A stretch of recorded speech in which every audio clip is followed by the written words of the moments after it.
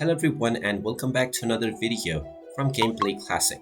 In this video, I'm going to show you how to download and install the Lords mobile game on your smartphone.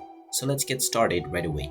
First of all, open up the iOS App Store or the Google Play Store, depending on your device. And once you open it up, tap on the search box and then type in Lords Mobile and start your search. Once you find the Lords mobile game, just tap on it and you will see the install button. Tap on this install button and this will begin the download and installation of the Lords mobile game on your device. Just wait for a while until the installation is completed, and when it is done, you will be able to tap on the play button.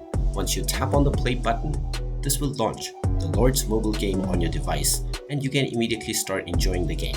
And there you have it. That is how easy it is to download and install the Lords mobile game on your smartphone.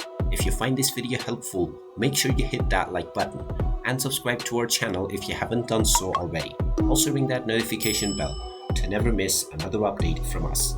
Thank you for watching and I will see you again in the next video.